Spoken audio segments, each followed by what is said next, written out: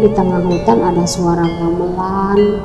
Udah gitu ada orang banyak seperti dagang. Manusianya pun pada kerja. Anjeun ngomong naon cenah. Maca naon anjeun cenah. Ih panas negara kaula katanya. Sangar, anjeun bawa sangar.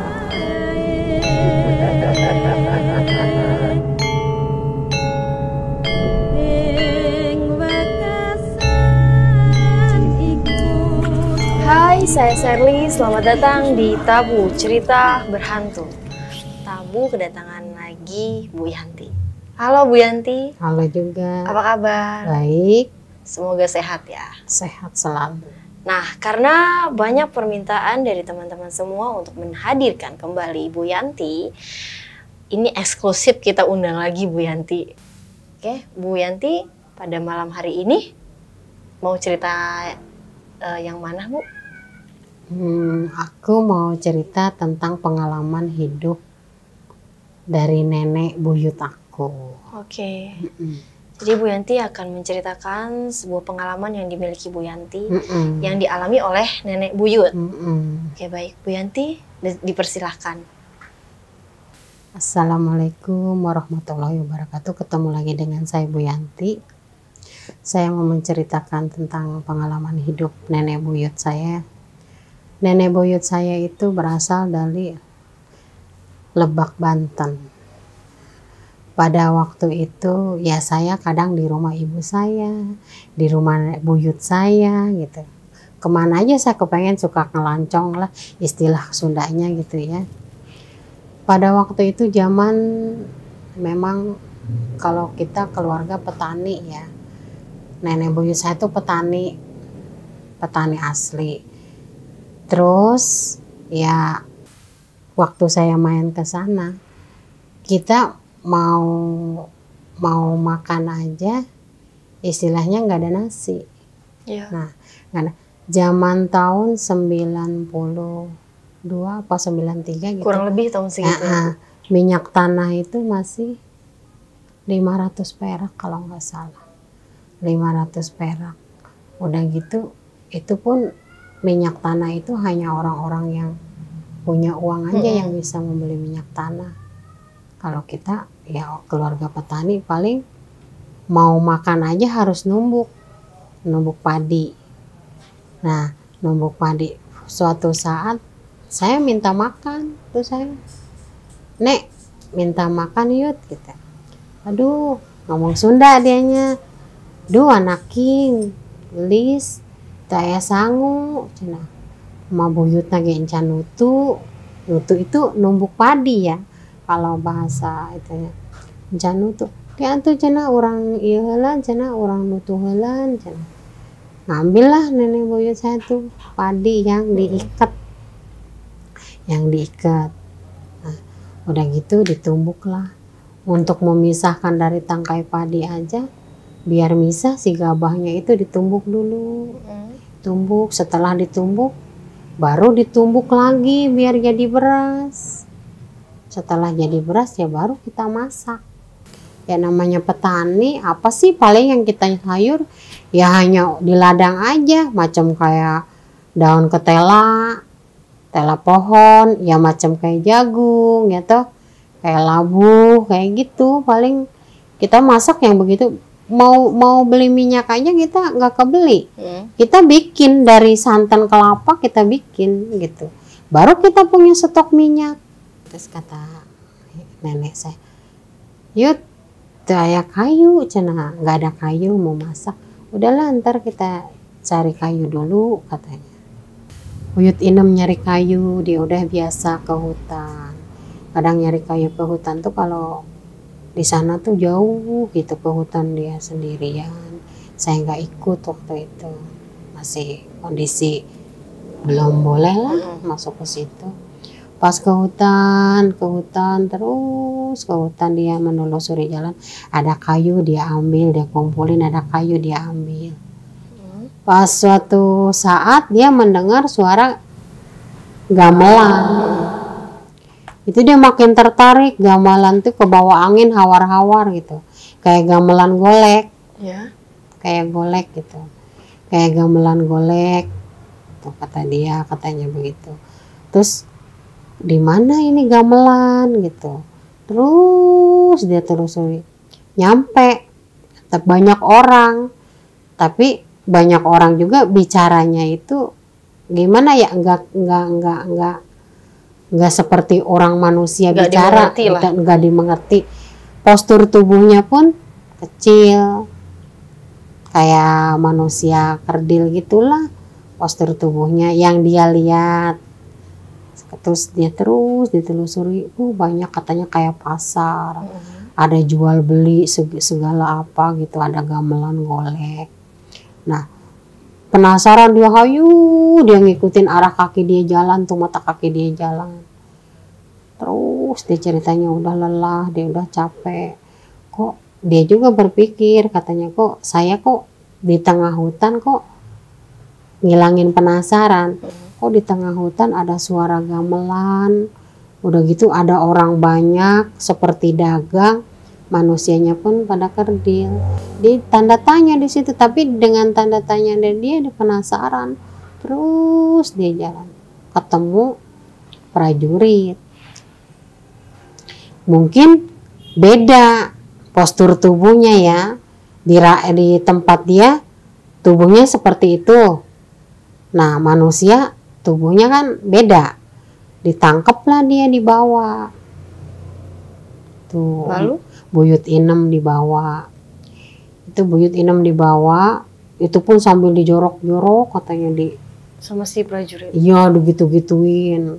Nah terus dia di penjara. Pas di dalam penjara itu mungkin ada juga sih yang di penjara, katanya makhluk kayak begitu juga di sebelahnya dia, cuma dia mah dipisahin katanya gitu.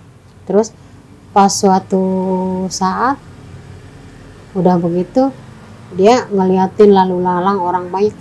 Yang dia heran juga, yang dia bingung gitu, kok jembatan itu kayak orang manusia, organ tubuh manusia masih dalam keadaan hidup, dibikin ditata seperti jembatan gitu ya. Terus dibikin tiang tuh, dibikin tiang, ada yang dikasih atap, disusun kayak atap. Itu kedengarannya Mak Inem itu tolong gitu. Mereka minta tolong. Ya minta tolong. Kok katanya ini mah kok jembatannya manusia, tiang manusia, di atas genteng dibikin genteng manusia. Ini negara apa sih gitu. Mencek Sunda nama, iya teh negara naon, aingnya nyasar ke negara mana? Nyasar ke negara mana? Iya kan niatnya aing mah rek cek kasarna, niatnya saya mah mau ngambil kayu untuk masak. Kenapa saya sampai kesasar ke situ? Oh, bengong dia. Ngeliatin lalu lalang banyaknya prajurit gitu, orang gitu ya. Suatu saat dia dikeluarin dari penjara. Si Buyut Inem ini dikeluarin. Keluar biasa katanya dijorok-jorok juga. Cuman dia dibawanya itu ke tempat dapur, kayak dapur umum, masak, rame gitu, rame banget. Rame banget katanya. Manusia-manusia yang kecil itu banyak. Cuman yang beda Buyut Inem doang satu orang. Tapi si yang di dapurnya itu juga ngelihat, katanya ngelihat Buyut Inem, cuman ngelihat doang, nggak dipermasalahkan lah gitu. Ya pas suruh ngerajang-rajang bawang itu ke dapur, dibawalah tuh si bawang. Bawangnya segede kepala kebo, cabenya segede-gede paha. Tuh, atau Mak Inem kaget, istighfar, astagfirullahaladzim, astagfirullahaladzim, la ilaha illallah Muhammad Rasulullah. Itu katanya bawang gede amat, segede kepala kebo katanya. Ya kaget lah, istighfar lah Buyut Inem, astagfirullahaladzim, la ilaha illallah Muhammad Rasulullah, la ilaha illallah Muhammad Rasulullah. Kaget lah Buyut Inem, masa ada bawang segede kepala kebo, ada cabai segede paha ya toh. Udah gitu datanglah si rame tuh prajurit sama si rajanya itu. Kalau kata kita mah Sundana bicaranya, anjeun ngomong naon cenah, maca naon anjeun cenah. Ih panas negara kaula katanya, sangar, anjeun bawa sangar katanya. Dengan istighfar itu, hebatnya istighfar bisa ngegoyang negara siluman. Tuh udah gitu, tuh Uyut 6 baru tahu bahwa itu negara si Gantarawang. Buyut 6 istighfar terus, istighfar itu katanya yang namanya ayam, tuh ayam lagi pesta dia segunung kayak gunung, banyak ayam daun segala ya. Ada filosofi juga, istilah katanya udah ada sebutan, sekarang juga ada kan sebutan tetelo. Tetelo itu penyakit ayam, istilah bahasa manusia. Itu kalau dikala tetelo itu si Gantarawang itu lagi pakai ayam, makanya tiba-tiba ayam gelepek mati. Itu dia nyuruh prajuritnya itu ke orang manusia ini, ke negara manusia, suruh ngambil ayam, ngambilin daun, ya ikan, ya kambing, apa aja yang dia mau pakai itu dia mau pesta. Daun, filosofinya juga daun. Daun kadang-kadang kita dengan kasat mata, oh pak kena angin, hancur. Daunnya pada rusak. Nggak tahu mah dia juga pakai daun nih, sama-sama kayak kita manusia. Dia mau hajatan, mau pesta dia pakai daun. Jadi dia ngambilnya di kita, di manusia. Padi rusak gitu, pada hapa nggak ada bijinya, ya dia pakai sama kayak kita manusia katanya. Kata Mak Inem juga begitu, pakai dia, pakai cabe, pakai bawang, pakai ikan, pakai segala pakai. Itu Mak Inem nggak habis-habis istighfar, terus aja mau Buyut Inem tuh istighfar. Astagfirullah, panas ngegoncang lagi itu, marahlah murka si rajanya. Iya, kamu tuh bikin sangar di negara saya tuh panas katanya. Apa yang tadi kamu sebut katanya, gitu bilangnya. Panas negara saya nih. Kita Sundana mau panas di negara aing gitu. Dia ngomong naon gitu istilahnya. Diomelin lah Mak Inem, nggak boleh nyebut itu tadi istighfar. Sedangkan Mak Inem istighfar terus. Marahlah sama Mak Inem. Lalu apa yang terjadi Bu saat itu? Ya rame lah kalang kabut. Orang bawang katanya pada jatuh. Pada acak-acakan. Mak Inem nyebut istighfar itu. Hebat istighfar bisa menggoncang. Udah gitu Mak Inem disuruh pulang, diusir. Dari negara tersebut? Iya. Pulangkan ya orang manusia cenah. Pulang katanya tuh orang manusia pulangin bikin sangar. Gak bisa kita orangnya cenah ayah manusia kos kieu. Berarti ya kita bukan mengambil kesimpulan, berarti Mak Inem juga bingung juga kok di negara siluman itu si Gantarawang orang dibikin jembatan, dibikin segala tihang, tiap ngelihat Mak Inem dia teriaknya minta tolong gitu. Udah gitu kata Mak Inem, apa negara iya kok semacam kayak pesugihan juga apa gimana gitu kan. Mak Inem kan dibawanya ke sana ke negara Gantarawang, disuruh pulang. Mak Inem baca itu pulang lah. Mak Inem disuruh pulang anjing katanya. Tapi anjing ulah nengok ke tukang, coba-coba anjing nengok ke tukang, anjing mau bisa balik deh. Coba-coba kamu nengok ke belakang nggak bakal bisa balik lagi. Ya. Udahlah ceritanya tuh Mak Inem tuh pulang. Tapi di negara manusia ribut. Di dunia kita. Di dunia kita ributnya apa? Mak Inem nih nggak pulang 3 hari. Buyut saya nih nggak pulang 3 hari. Kemana? Cuman toh cari kayu doang, nggak pulang. Gitu. Dicarilah dengan tetangga sesepuh yang ngerti gitu ya, dicari. Nyarinya kemana emang katanya? Bi katanya ke nenek. Kita Uyut maka itu cina nyari kayunya tuh ke hutan.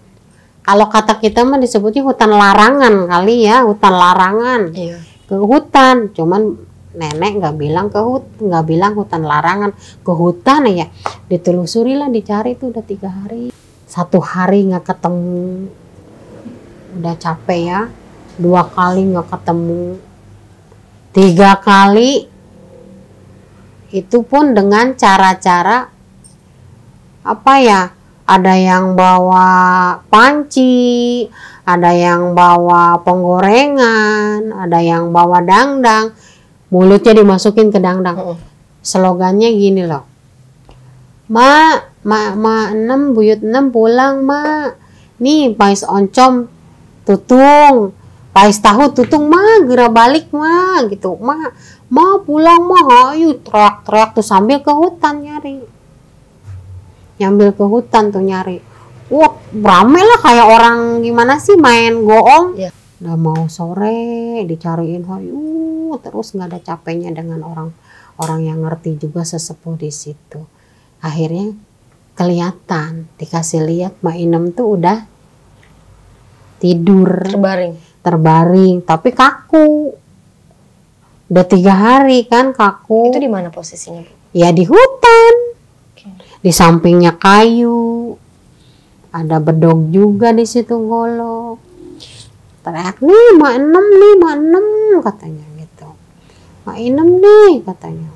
Diambil lah, dibawa ke rumah, ya kan. Ya seperti orang gimana ya, kata ada debat 2 juga, jangan dulu di apa-apain, taruh aja. Besingna cek Sundana teh ieu maot kasaran katanya. Mak Enem tuh maot kasaran, jangan dikuburin dulu, jangan dipandiin dulu, udah taruh aja di balai, selimutin aja tuh Mak Enem katanya di balai, jangan diapa-apain dulu, takutnya Mak Enem itu mati kasaran itu kan yang namanya tersesat, bisa balik lagi. Ya benar, Mak Enem tuh balik lagi. Udah diajiin di situ ya, udah orang banyak. Diajiin orang banyak terus bangun tiba-tiba Mak Enem tuh. Bangun gitu, tangannya goyang. Dia bangun sendiri. Terus bangun sendiri dia duduk di balai. Tapi walaupun duduk dia tatapannya tuh kosong. Belum kumpul mungkin ya.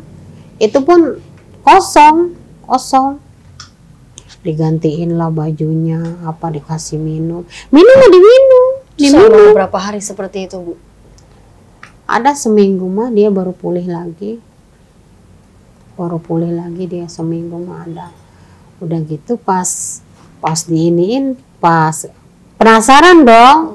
Orang yang ada di situ, itu rumah Mak Enem tuh rame terus, penasaran. Emak itu sampai 3 hari nggak bangun di hutan, ada kayu. Tiba-tiba dibawa ke rumah, Mak Enem hidup lagi. Pengen tahu dong jalan kisah ceritanya seperti apa. Bangun, tapi ya itulah Mak Enem tuh kayak orang linglung seminggu. Kayak orang linglung. Didiemin aja, dirawat aja. Sama nenek saya dirawat. Terus udah gitu pas udah pulih ya cerita, nggak tahu mah dia dibawa ku si Gantarawang yang tadi disebut ibu hutan larangan. Betul, kayak gitu. Memang kata Uyut Enem juga, jalema lamun hayang anu asup ka nagara siluman sanajan ilmuna loba ge moal bisa nembus ka nagara siluman itu. Kalau bukan pas kebetulan. Jarang orang manusia bisa nembus ke situ kalau nggak kebetulan. Nah, yang dialami buyut saya itu kebetulan masuk dibawa ke negara si Gantarawang. Makanya sampai sekarang juga sebutan si Gantarawang nggak asing, pasti deh ada. Tapi memang yang mengalami tidak banyak, Bu. Nggak banyak, itu kata Mak Enem juga ya seperti itu. Hanya kebetulan doang. Itu Mak Nem kebetulan nyari kayu, ngedenger suara gamelan golek. Ada kayak pasar, di bawah dia. Itu cerita buyut saya. Oke. Tuh.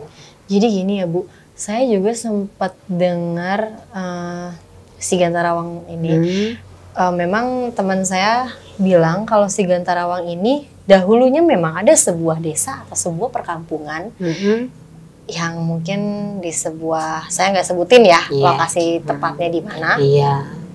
Nah, dulu tuh memang ada aktivitas seperti kita. Nah, entah memang bisa dibilang itu tiba-tiba tertutup karena sebuah kejadian atau memang ada sebuah kutukan, jadilah hilang. Tapi memang sejatinya sampai saat ini pun daerah tersebut ada. Memang tak kasat mata. Iya, tidak kasat mata. Buktinya buyut saya ngalami. Oke Bu. Dan ini Bu, saat Ma Inem itu dikasih lihat sebuah jembatan ternyata itu dari manusia, Ma Inem itu adakah interaksi atau bagaimana? Bengong. Sedangkan yang diinjak-injak itu pada minta tolong gitu. Pada minta tolong. Tapi tidak ada komunikasi ya? Tidak ada, dientep. Kata Ma Buyut Nem juga dientep. Kalau jembatan ya dientep seperti jembatan. Gitu. Terus tihang juga ya kayak tihang diikat. Itu juga manusia? Manusia. Ini juga apa, gentengnya juga genteng manusia kayak dientep. Jadi pada intinya sebuah bangunan di sana itu terbuat dari tubuh manusia. Mungkin juga Buyut Nem kalau misalkan dia bandel nengok ke belakang dia nggak bisa balik. Menjadi bagian. Nah, bisa jadi seperti itu. Oke. Cuman Buyut Nem tuh nggak berhenti istighfar. Itu kata Mak Inem, ya namanya orang turunan dari Banten ya agamanya kuat. Ya. Istighfar terus, negara siluman pun sampai terguncang panas. Itu hebatnya istighfar, itu baru istighfar. Ya itu terserah orang yang percaya atau tidak dengan cerita saya, tapi memang buyut saya seperti mengalami itu. Ya udah ceritanya seperti itu aja. Tuh bahwa sekarang yang disebut Gantarawang itu memang ada. Ya. Cuman tidak semua orang bisa menembus mengunjungi ke sana dan bisa melihat negara dia. Oke. Baik. Baik Bu Yanti, adakah pesan yang Ibu Yanti sampaikan? Silakan. Ya, pesan saya ya jangan lupalah untuk menyebut nama Allah. Ya. Saat kita kemana-mana. Nah itu istighfar, itu hebat istighfar tuh yang udah dialami sama buyut saya. Bismillah kalau kemana-mana. Biar tidak tersesat. Nah itu aja saya. Mudah-mudahan ya yang saya bicarakan ini entah ada yang percaya atau tidak, tapi itu benar dialami. Benar adanya pengalaman. Betul. Baik, terima kasih Bu Yanti. Semoga sehat selalu. Terima kasih juga sudah mau berbagi pengalaman dari tamu. Sama-sama. Selamat malam. Malam. Baik teman-teman semua, terima kasih yang sudah menyaksikan Tabu sampai selesai. Mungkin teman-teman ada yang mau jadi narasumber, boleh langsung kontak email yang tertera di YouTube kami. Jangan lupa subscribe dan support kami. Juga tinggalkan like, komen. Dan saya Sherly, pamit undur diri. Sampai jumpa di tamu berikutnya.